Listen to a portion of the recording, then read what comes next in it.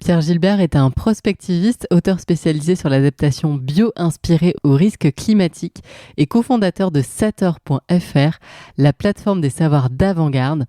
Il a réalisé cette infographie afin de nous mettre en mesure de comprendre les enjeux qui entourent les postures des travaux des participants à la Biennale que vous êtes en train de découvrir.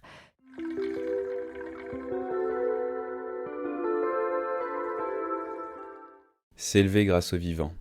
Une exposition conçue et écrite par Pierre Gilbert et mise en dessin par le graphiste Antoine Zibura. Slide 1. Nous ne savons pas que nous ne savons rien. Lorsqu'on pense aux scientifiques, nous les pensons dans un monde à part, inaccessible. Nous les savons capables d'élaborer les technologies qui permettent d'envoyer des satellites toujours plus sophistiqués, fabriquer des puces électroniques toujours plus miniaturisées, des traitements génétiques et des algorithmes d'intelligence artificielle toujours plus bluffants. Pourtant, nous commençons à peine à mesurer l'ampleur des révolutions scientifiques à opérer en matière de connaissance de la Terre, de connaissance de la maison. Oikos, logos, écologie. Saviez-vous par exemple que les végétaux et les champignons fabriquent l'eau et les vents ? Saviez-vous que le chant des oiseaux stimule les plantes ou que la couleur bleue du ciel est un antidépresseur naturel ? La science moderne s'est engouffrée dans la compartimentation à outrance. Une façon de voir le monde hyper analytique plutôt que synthétique. On découpe plutôt que de relier. Or l'intelligence, c'est créer du lien entre les choses, interligere. Nos chercheurs produisent beaucoup de papiers dans des revues à comité de lecture, dont la moitié n'est lue par personne, mais très peu de sagesse. En d'autres termes, nous produisons beaucoup de savoir, mais très peu de comment l'appliquer, et encore moins de pourquoi l'appliquer. Nos décideurs, qui n'ont pour la plupart que peu de culture scientifique, se sont autant déconnectés du monde de la recherche que de la recherche du bien commun. Cette exposition a pour but de vous transmettre de la connaissance et de la sagesse issue du vivant. Arrivé à la fin, vous retrouverez peut-être l'enthousiasme, intheos, avoir Dieu en soi, et serez plus à même de contempler, contemplum, avoir le temple en soi. Vous comprendrez que si tout est relié, la grande transition que nous devons opérer passe nécessairement par une transition personnelle. La route de la survie de l'espèce et la route du bonheur semblent ainsi bien proches.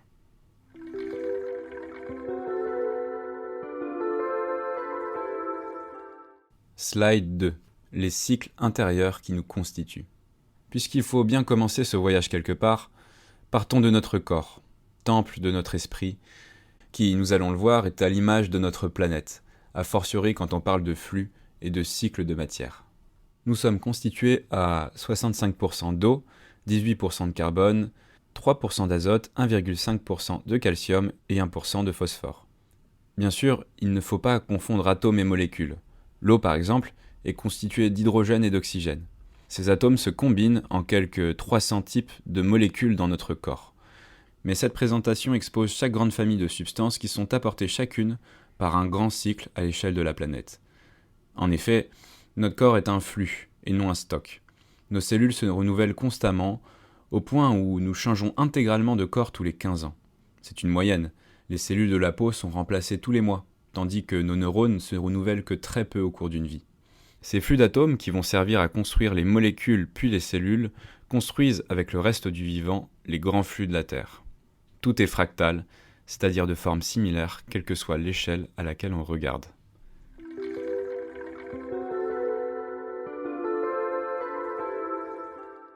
Slide 3. Les cycles intérieurs qui nous constituent ressemblent aux grands cycles terrestres. Cycle de l'eau, cycle du carbone, cycle de l'azote, cycle du calcium, cycle du phosphore. Ils apportent à chaque organisme des petites briques pour construire leurs cellules.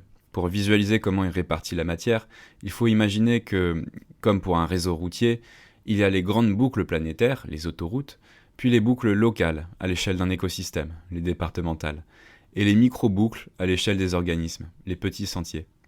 Tous ces cycles sont résilients, ils évoluent lentement, ils sont interdépendants. Lorsqu'un cycle est perturbé, il entraîne des perturbations en cascade. Il y a par exemple un lien de causalité entre le phosphore ventilé par les vents, sous forme de poussière du Sahara, jusqu'en Amazonie. Si ce flux diminue, la forêt amazonienne est moins fertile, atteignant sa capacité à évapotranspirer de l'eau, ce qui entraîne une modification des vents planétaires. Nous y reviendrons. C'est la biodiversité qui fait palpiter ces cycles. du moins l'interaction entre le chimique et le biologique. Par exemple, le cycle de l'azote commence avec les aurores boréales, ou les éclairs, qui concentrent suffisamment d'énergie pour casser les molécules de diazote de l'air, 70% de notre atmosphère, et rendre les atomes disponibles aux vivants. Dès lors, ils fertilisent le phytoplancton des pôles, qui nourrit toute la chaîne alimentaire jusqu'aux espèces migratrices, comme les oiseaux et saumons. Ces dernières iront répartir l'azote jusqu'au plus profond des forêts du Nord via leurs cadavres, grâce à la prédation des ours. C'est une des nombreuses voies de partage et de répartition des nutriments grâce au déplacement du vivant. Nous les connaissons finalement aussi mal que nous les avons fondamentalement perturbés.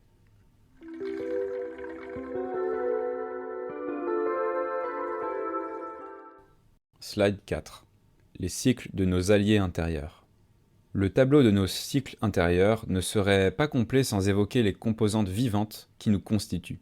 Il existe environ 400 espèces de bactéries qui logent en nous. Elles sont aussi nombreuses que nos cellules, environ 100 000 milliards de microbes. 10% vivent sur notre peau et les 90 restants dans notre système digestif. Ces espèces viennent enrichir notre organisme de centaines, si ce n'est de milliers, nous ne savons pas, autres molécules qu'elles sont seules à savoir produire. Les flux de matière et les flux d'organismes vivants représentent eux-mêmes des microflux de matière. Le problème, c'est que nous avons déréglé autant ces cycles alliés intérieurs que nos cycles intérieurs tout court, et que les cycles extérieurs. Pour les réguler de nouveau et assurer pérennité et bonheur, nous devons comprendre pourquoi nous les avons perturbés.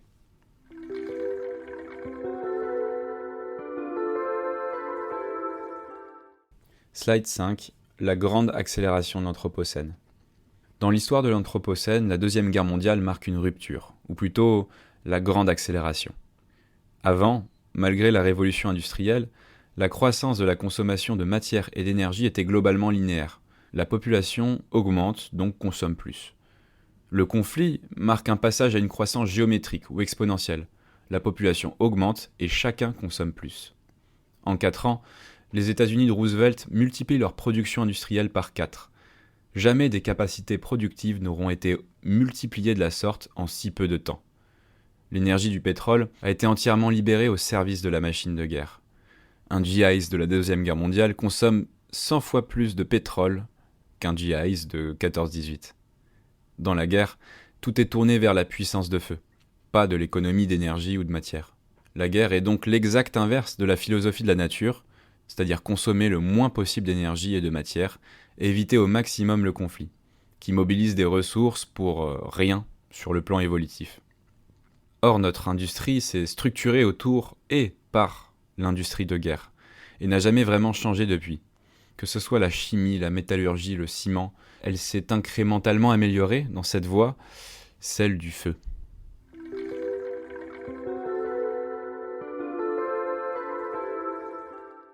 Leçon 1 du vivant. Utiliser un minimum d'énergie et de matière pour un maximum d'efficacité. Dans la nature, l'énergie est précieuse. Elle est utilisée avec le plus grand effet de levier possible sur les objectifs de l'organisme. Chaque mouvement, chaque forme a été optimisé par des millions d'années d'évolution pour être le plus efficace possible.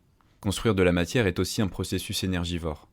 La matière créée par un organisme vivant est donc forcément utile. Pourquoi ? Parce qu'en période de crise, quand il y a moins de ressources, donc moins d'énergie, survivent les plus économes. Si un prédateur dépense plus d'énergie pour chasser une proie que celle-ci lui en rapporte, il est en danger. Ainsi, vous pouvez être sûr que la voie du biomimétisme est celle de la sobriété, un minimum de dépenses énergétiques inutiles, et de l'efficacité énergétique, un maximum de rendement par calorie dépensée. C'est l'inverse de ce que fait l'humanité à l'ère de l'hyperprofusion énergétique. Rappelons qu'un litre de pétrole contient autant d'énergie que celle émise par les muscles de 10 ouvriers qui travailleraient toute une journée. C'est le triptyque sobriété, efficacité et énergie renouvelable qui font la véritable transition écologique et qui nous permettront de tenir les objectifs fixés par le GIEC. Le vivant nous montre la voie pour les 2 premiers aspects, mais aussi le 3e, nous y reviendrons. 2 exemples maintenant. Premièrement, un oiseau, le barge-rousse. Il détient le record de longueur de migration. 11 000 km de la Nouvelle-Zélande à l'Alaska pour certains groupes, un vol sans pause d'une dizaine de jours qui ne consomme que 100 grammes de graisse, un quart de leur poids, soit une demi-plaquette de beurre. Deuxième exemple, l'homme. Le corps humain contient assez d'énergie pour marcher de Lille à Marseille sans manger, soit près de 900 km, 3 à 4 semaines de marche, si évidemment il est bien hydraté tout du long.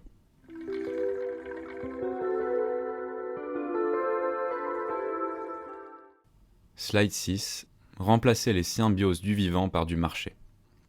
À partir du début du XXe siècle, et de plus en plus rapidement depuis les deux grandes guerres mondiales, le capitalisme moderne n'a de cesse que de créer de nouvelles molécules, chacune créant ainsi de nouveaux marchés. Il y a 50 ans par exemple, nous utilisions ainsi une trentaine de métaux dans nos usages industriels, contre près de 60 aujourd'hui. Ce sont autant de nouvelles filières, de la mine jusqu'à l'industrie, qui fabriquent de la croissance. La chimie et la biologie ont créé quelques 150 000 substances synthétiques artificielles, c'est-à-dire des molécules qui n'existent pas dans la nature. Une infime fraction seulement a été testée sur la santé et l'environnement, et encore, rarement selon des effets cocktails, c'est-à-dire plusieurs molécules ensemble. Beaucoup d'entre elles sont inutiles sur le plan de l'efficacité industrielle, et ne servent qu'à complexifier artificiellement la chaîne de valeur, permettant à une chimie parasite de se développer économiquement avec le soutien du législateur. C'est le cas de nombreux retardateurs de flammes, par exemple, qui se révèlent des perturbateurs endocriniens, et imposés selon des normes de sécurité prises de manière opaque, en agitant la peur millénaire de l'homme du feu. Bien souvent d'ailleurs, ces substances n'empêchent pas vraiment la prise de flammes. Parmi ces molécules artificielles, certaines sont si complexes que le vivant ne peut les dégrader. Ce sont les polluants éternels. Les PFAS, polyfluoroalkylés par exemple, se retrouvent aussi bien dans les emballages alimentaires que les textiles imperméabilisés, et constituent certainement un des grands scandales sanitaires à venir. Le plus nous créons de substances différentes, le plus vous êtes sûr que les échanges sont compliqués et les symbioses impossibles, car la demande pour ces molécules dans le vivant a de plus faibles chances d'exister.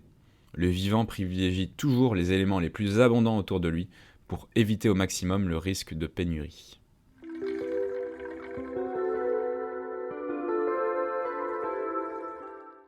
Deuxième leçon du vivant, l'intelligence des formes plutôt que la masse. Puisque la matière est énergivore à fabriquer et accumuler, qu'elle pèse, donc entraîne des dépenses énergétiques, le vivant cherche plutôt à créer des propriétés physiques avec du vide. Concevoir des structures qui répartissent au mieux les contraintes physiques. Le vivant met ainsi beaucoup plus d'intelligence de forme, d'intelligence d'ingénieur, que l'humanité, qui aime accumuler de la matière pour faire bloc et obtenir de la solidité. On pense évidemment à la construction en béton, mais aussi à l'automobile. Grâce à leur structure alvéolaire, les os humains sont composés essentiellement de vide. Pourtant, ils sont extrêmement durs. Un squelette adulte, sec, pèse ainsi seulement 4 kg. La tour Eiffel a d'ailleurs été conçue sur ce modèle, en expansant l'acier avec de l'air pour lui donner une structure alvéolaire. Résultat, la tour est aussi légère que le cylindre d'air qui l'entoure depuis les extrémités de ses pieds. Le bambou est 5 fois plus solide à poids égal qu'un tasseau de bois quelconque, car il est un tube qui pousse à répartir la contrainte physique sur ses côtés, et en même temps, le tube est constitué de microtubes, ce qui permet de multiplier la répartition des contraintes, et donc la solidité.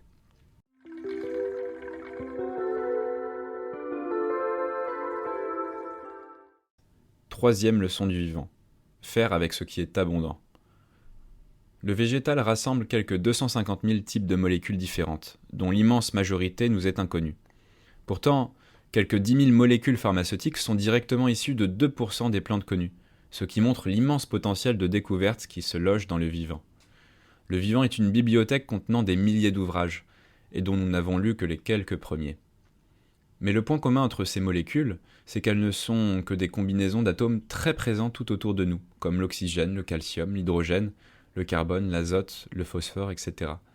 Ces atomes sont comme de petites briques universelles que le vivant déconstruit et reconstruit en permanence, contrairement à de nombreuses molécules de synthèse, appelant tous des atomes plus rares, dont beaucoup d'organismes n'ont pas les clés pour les déverrouiller, puisqu'ils n'ont pas besoin de les utiliser.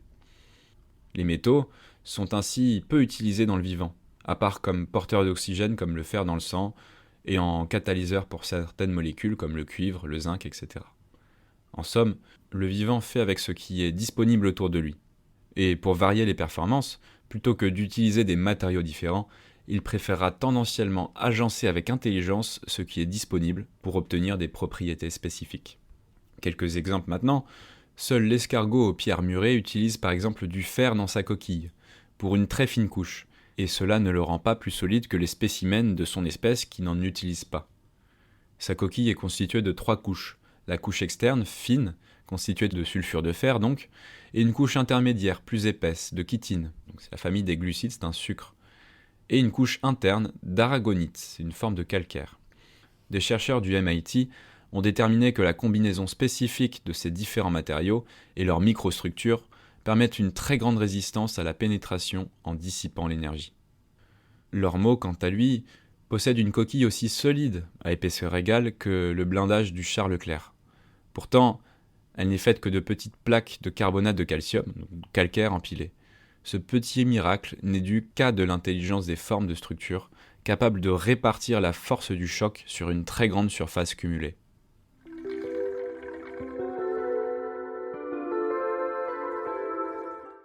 De l'agriculture symbiotique à l'agriculture industrielle. L'agriculture est un très bon exemple du besoin d'extension verticale du capitalisme, c'est-à-dire la création de davantage de marchés là où il n'y en avait pas avant. Depuis la Deuxième Guerre mondiale, l'agriculture remplace des symbioses par du marché.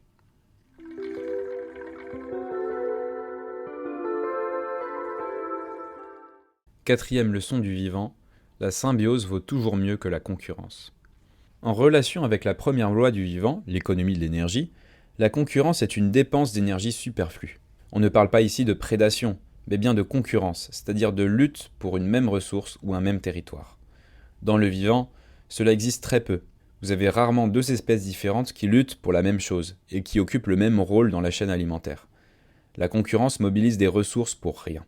En effet, ces ressources superflues auraient tout à fait pu être allouées à de la prédation, ou de la protection, ou du repos. L'autre aspect qui prendrait beaucoup d'énergie pour rien, c'est le fait de tout faire tout seul, de chercher à produire l'ensemble des ressources dont on a besoin, ou chasser des proies très différentes qui nécessitent des techniques de chasse particulières. Mieux vaut se spécialiser pour optimiser sa production, et commercer avec d'autres espèces spécialisées. Le commerce adoucit le mœurs. Dans le vivant, moins il y a de ressources, plus il y a de symbiose, c'est-à-dire de rapports de collaboration vitaux, de répartition des rôles. Plus il y a de ressources, plus il y a de risques de concurrence. 2 exemples maintenant. Les bactéries, premièrement. Si vous mettez 2 souches différentes dans une boîte de pétri, en mettant plein de flocons d'avoine, elles vont se faire concurrence et produire des toxines et des antitoxines. C'est la guerre chimique pour prendre le dessus. Si on met moins de flocons d'avoine, ces dernières ne combattent plus. Elles se stabilisent autour de leurs frontières. Et en mettant très peu d'avoine, elles vont se mettre à collaborer. Deuxième exemple, les arbres en altitude et les arbres en plaine.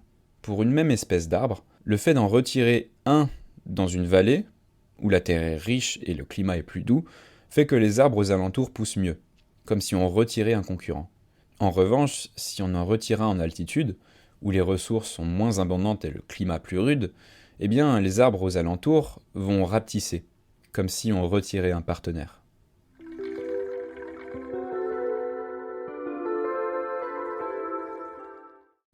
Slide 8. Nous sommes des êtres symbiotiques qui ont été industrialisés. Le parallèle entre notre agriculture et notre corps est éloquent. Les deux sont des domaines d'extension verticale du capitalisme, création de marchés, là où les symbioses faisaient le travail avant.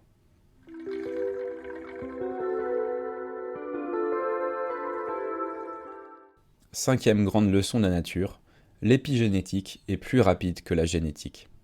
La simple sélection naturelle, telle qu'on nous l'enseigne actuellement, est un phénomène très lent qui n'explique pas la rapidité d'adaptation des espèces, a fortiori la nôtre. Il faut attendre qu'un individu soit éliminé par son manque d'adaptation pour qu'un autre, ayant une petite différence avantageuse, se reproduise à sa place.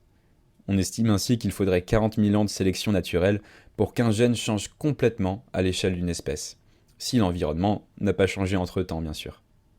Pourtant, les espèces s'adaptent bien plus rapidement que ça, tant sur le plan physiologique que comportemental. Un autre mécanisme accélère donc drastiquement l'adaptation par sélection naturelle des gènes, et c'est l'épigénétique. L'épigénétique est la discipline de la biologie qui étudie la nature des mécanismes modifiant de manière réversible, transmissible et adaptative l'expression des gènes sans changer la séquence de l'ADN. D'une génération à l'autre, il est ainsi possible de transmettre des capacités d'adaptation très grandes. Et là où ça devient intéressant, c'est que ce mécanisme dépend des émotions. Des bébés souris dont la mère a connu la faim auront tendance à accumuler des graisses plus facilement. Des bébés hirondelles, dont la mère a été stressée par la présence d'un faucon pendant la gestation, auront des ailes 10 à 15% plus longues que lorsque la mère n'est pas stressée. Et les exemples se comptent par milliers. L'épigénétique est aussi à la base de l'étude transgénérationnelle. Un parent ou un grand-parent qui a connu la faim peut transmettre dans l'inconscient une volonté d'accumuler, ainsi que des problématiques de troubles de l'alimentation psychosomatique. D'ailleurs, on commence à comprendre que la plupart de la séquence ADN est constituée d'ADN autrefois considéré comme non codant, mais qui s'active en fonction des émotions. L'épigénétique induit qu'un environnement malsain, facteur de stress donc d'émotions négatives, a beaucoup plus d'impact sur notre développement physique et mental que de simples agressions chimiques par exemple. L'écologie, que l'on peut aussi définir comme la recherche de la diminution maximale du stress issu de l'environnement, est aussi fondamentale pour le développement personnel, au même titre que la méditation, le fait de juguler les émotions négatives par la pensée.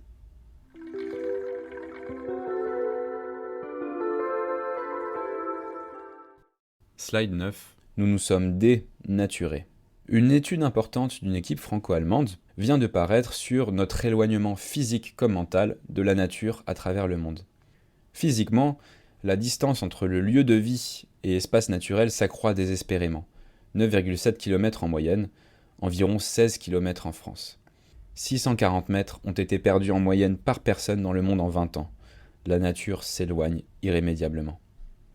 Mentalement, la nature apparaît tendanciellement moins dans le cinéma, la littérature, la musique, surtout pour les enfants. Depuis 1937, dans les films Disney et Pixar, la représentation humaine prédomine de plus en plus sur la représentation animale. Les cultures s'urbanisent. Or, d'après les chercheurs, il y a une corrélation entre le contact avec la nature pendant l'enfance et l'attachement émotionnel à la nature et la tendance à développer des comportements pro-environnementaux plus tard. Les contacts peuvent être directs et indirects, culturels par ailleurs, même si le contact direct est plus déterminant. C'est logique et désormais admis, la nature, c'est loin des yeux, loin du cœur. Il est donc fondamental de laisser les enfants dans la nature un maximum de temps si l'on veut qu'ils s'épanouissent pleinement en tant qu'êtres sensibles. Il en va de même pour les adultes d'ailleurs, il n'est jamais trop tard pour se nettoyer l'âme par la beauté naturelle. Qu'attendons-nous par ailleurs pour réorganiser des classes vertes dans les petites écoles qui ont largement disparu faute de moyens ?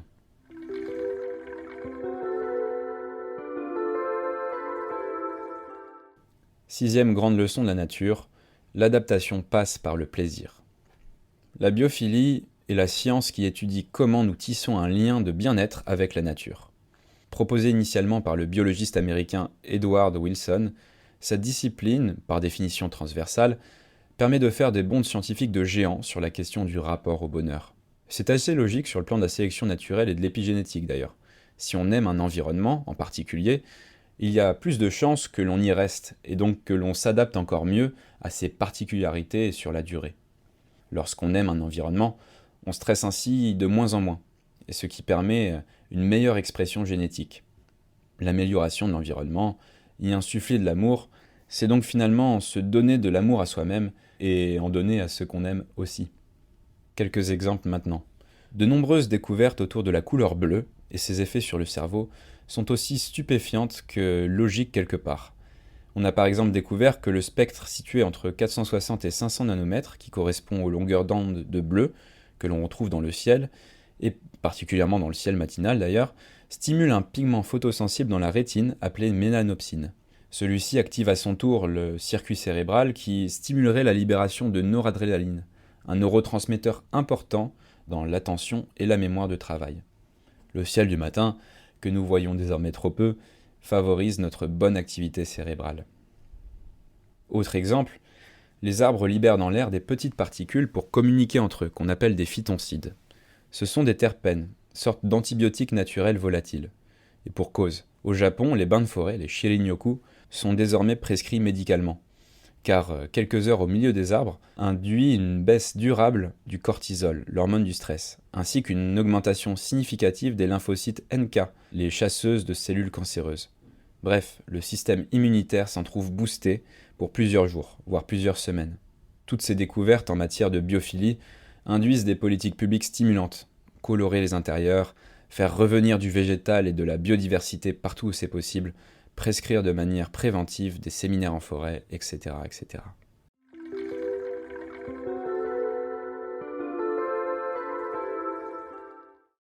Slide 10. Nous ne connaissons pas la nature. Le fait que notre système économique ne pousse pas à s'intéresser aux symbioses fait que nous sommes en retard. Nos connaissances en la matière sont balbutiantes, et nous pourrions très bien nous rendre compte que nous avons fait fausse route jusque-là sur des choses énormes. Notre rapport à l'eau en témoigne particulièrement. Notre agriculture, par exemple, est à l'exact opposé de ce qui devrait être fait.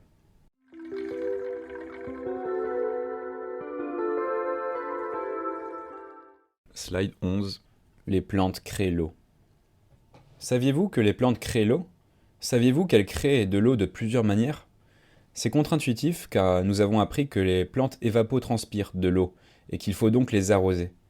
Mais dans ce cas, pourquoi les forêts restent aussi vertes en été, même pendant les étés les plus secs ? Nous savions que les massifs forestiers émettent des particules et des bactéries qui s'élèvent dans les nuages et forment ce qu'on appelle des noyaux de condensation. L'humidité se colle autour, attire les gouttelettes jusqu'à former une goutte et donc la pluie. Par ce mécanisme, une goutte d'eau qui tombe à l'entrée du bassin amazonien va par exemple s'évaporer et recondenser 6 à 7 fois en traversant le massif. Et 60% de la pluie qui tombe sur les continents provient ainsi directement de l'évaporation des plantes et non de l'humidité des océans. On sait désormais que la photosynthèse elle-même crée de l'eau, et cela est beaucoup moins connu. La réaction chimique même crée un tiers d'eau en plus de ce qui est utilisé par la vie. Et un autre phénomène passionnant est aussi à l'œuvre, c'est la réaction endothermique. Schématiquement, la photosynthèse consiste à créer des grosses molécules, des sucres, à partir du plus petites, comme du CO2 ou de l'H2O. Elle crée donc, grâce à l'énergie solaire, des liaisons moléculaires en plus. En effet, une grosse molécule a plus de liaisons que plusieurs petites molécules séparées, à nombre d'atomes égal au total. Créer ces liaisons emprisonne de l'énergie, donc crée du froid autour. C'est l'endothermie. Ce froid, à la surface de la feuille, fait condenser l'humidité qu'il y a dans l'air, et qui finit par être absorbée par les stomates, donc c'est les micropores de la feuille. Elle enrichit ainsi la sève et circule dans toute la plante jusqu'aux racines. Cette faculté à absorber l'eau dans l'air crée une mini-aspiration, puisqu'on retire de la matière de l'air. Naît ainsi un micro-vent vertical qui alimente en permanence la plante en humidité. Mais jusqu'à quel point ?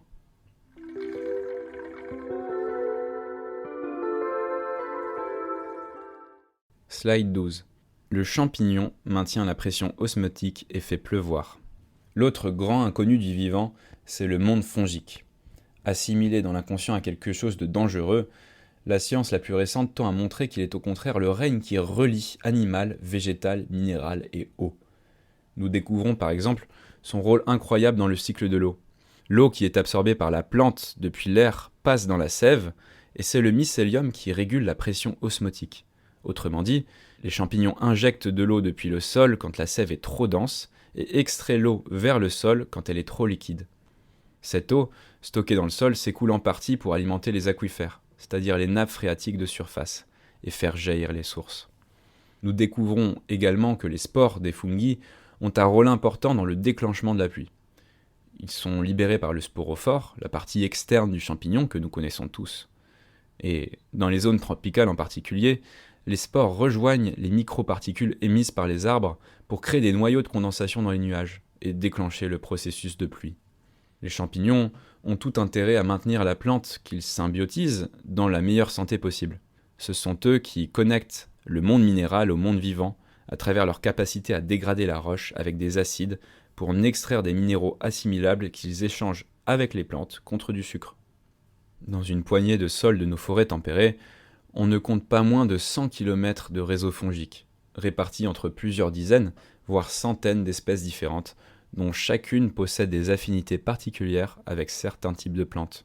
Les 2 premiers centimètres d'un hectare de prairie regrouperaient l'équivalent de 12 millions de fleuves Amazon de longueur de filaments micellaires, c'est-à-dire 7000 km x 12 millions.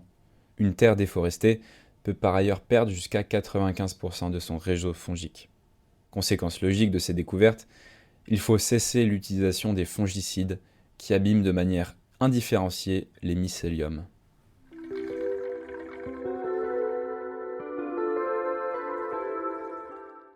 Slide 13. Les grands vents naissent des petits vents.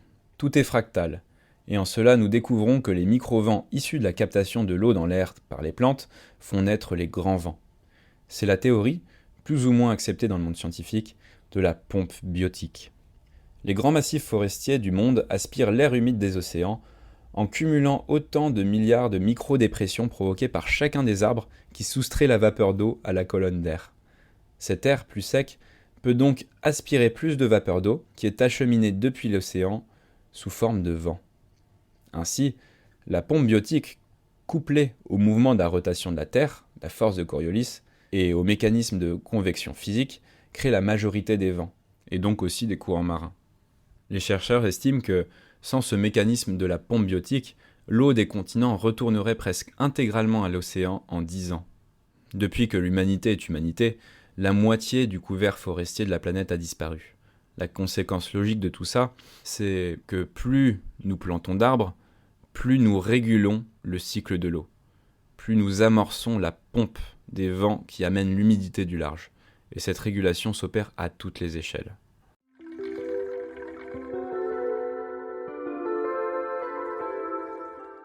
Septième grande leçon du vivant, la puissance de la robustesse. Le vivant s'en garde toujours sous le coude pour rebondir en cas de crise.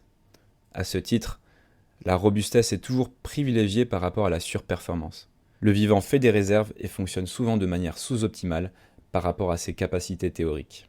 De notre côté, nous avons sacrifié la robustesse de nos systèmes au profit de la surperformance, rendant nos sociétés fragiles et mal adaptées aux risques de chocs momentanés. Nous avons supprimé les stocks et réserves stratégiques au profit du flux tendu. Pourtant, l'incertitude est un principe même de la vie. Dans le vivant, la croissance importe bien moins que la pérennité. Et être trop efficace est parfois synonyme de non-durabilité. Comme en témoignent de nombreux exemples, croître ou durer, il faut parfois choisir. Quelques exemples donc, les enzymes que contiennent nos cellules, de véritables protéines ouvrières qui mettent en action, en mouvement tout ce qui est actionné dans nos organes, fonctionnent bien mieux à 40 degrés qu'à 37 degrés, la température de notre corps. Cela permet deux choses. De mettre le métabolisme en sous-régime la nuit pour le reposer, à 36 degrés, et produire un sursaut d'activité lorsqu'un pathogène arrive, pour le chasser via la fièvre. Si les enzymes étaient toujours en régime maximal, elles ne pourraient pas surprendre les pathogènes par une réaction immunitaire d'ampleur, et ceux-ci y seraient adaptés. Le rendement de la photosynthèse des arbres, quand on considère sa capacité à capter de la lumière et à la transformer en autre type d'énergie, est faible, environ 1%. Bien moins qu'un panneau solaire qui transforme 20 à 30% des photons en électricité. La couleur verte absorbe en effet bien moins d'énergie dans le spectre lumineux que le noir par exemple. Mais cette sous-optimalité d'apparence permet de capter l'énergie lumineuse même lorsqu'elle est faible, à un ciel nuageux par exemple, ce qui garantit donc une régularité pour l'organisme de la plante. Cela lisse l'apport d'énergie par le bas, là où l'apport d'énergie serait en montagne russe si il était plus directement corrélé à la force du soleil.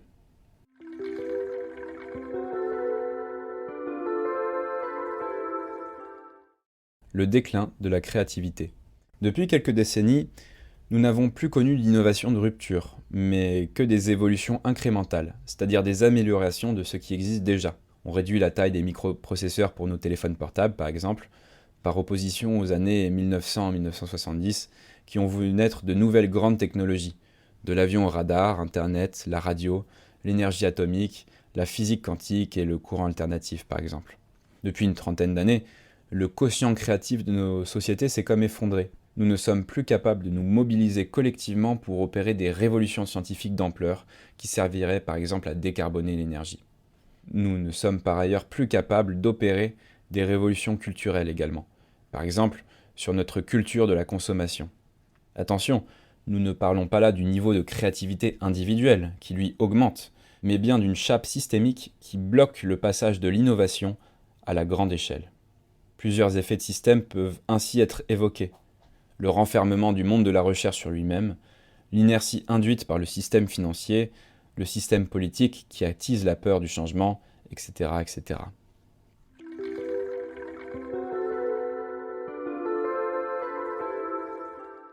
Slide 15. Évoluer individuellement pour évoluer collectivement. Pour dépasser collectivement ces mécanismes de blocage de changement, nous sommes poussés à les dépasser individuellement. C'est un challenge stimulant car facteur d'amélioration à tous les niveaux. Cela passe par une connaissance et une déconstruction méthodique des schémas que l'on répète et qui font notre résistance au changement, engrammés au plus profond de notre inconscient. Lorsqu'il est question de changement, il faut toujours comparer ce qui relève des bénéfices secondaires à ne pas changer versus les bénéfices à changer. La plupart d'entre nous ont un biais d'aversion à la perte marquée. On préfère un malheur certain à un bonheur hypothétique. On préfère ne pas perdre aujourd'hui plutôt que de gagner beaucoup demain. Ce que nous disent les sociologues, c'est que dans une population, grosso modo 15% sont des pro-changement. Pour eux, le changement est ludique et ils cherchent d'emblée l'évolution permanente. C'est un tempérament qui peut s'expliquer par différentes choses, comme par exemple une bonne sécurisation infantile. L'enfant se sentait assez en sécurité pour explorer. Il en tire donc un goût pour l'exploration. Mais ce tempérament peut aussi masquer d'autres types de souffrances, comme un rejet profond de l'autorité, souvent lié à un problème vis-à-vis de l'autorité paternelle, ou héritée du père. À l'opposé du spectre, nous trouvons 15% de réfractaires au changement, ayant très peur de perdre, peut-être en raison d'une insécurisation infantile, provoquant une recherche constante de cette sécurité une fois adulte, ou bien d'une sursécurisation par des parents ayant empêché l'exploration de l'enfant qui n'a pas développé du coup ce goût. Entre les deux, nous avons 70% de nuances de ventre mou, qui s'adaptent quoi qu'il arrive et se concentrent surtout sur des préoccupations matérielles ou expérientielles plus directes, pas tant de la gestion de la cité. Dans un contexte de crise globale inédite à l'échelle de l'humanité, le changement que nous devons opérer collectivement est aussi une chance. C'est aussi la clé de la libération individuelle.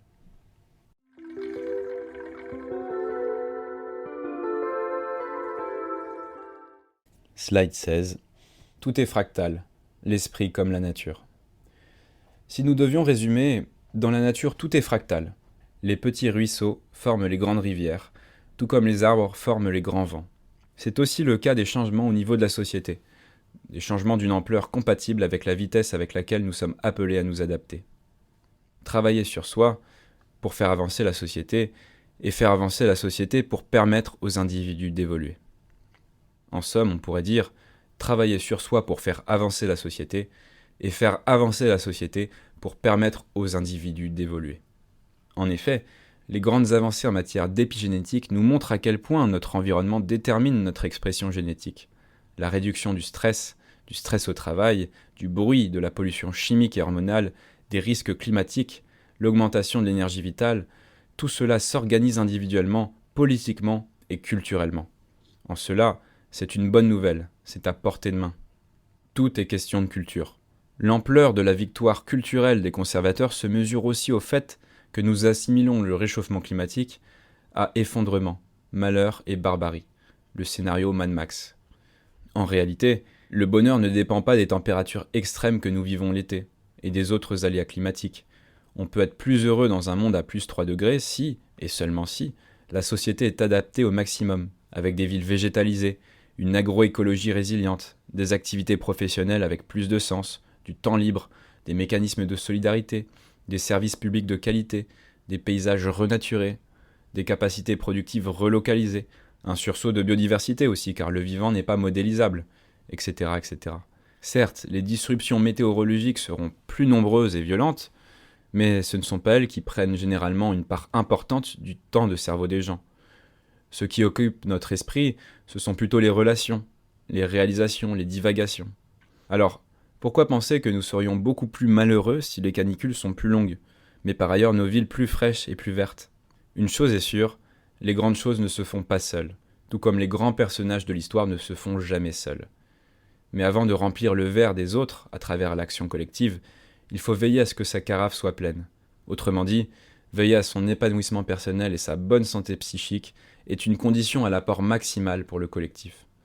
Se connaître soi-même est la condition du discernement, de savoir prendre les bonnes décisions indépendamment des schémas personnels limitants. Mais pour se découvrir soi-même, il faut s'ouvrir aux autres et se laisser transpercer par le vivant, par le savoir comme par l'expérience. C'est la seule manière de le connaître, con, avec en latin, naître. C'est la seule manière de le connaître, c'est-à-dire naître avec. Je vous remercie pour votre écoute et vous souhaite une très bonne biennale Amour Vivant.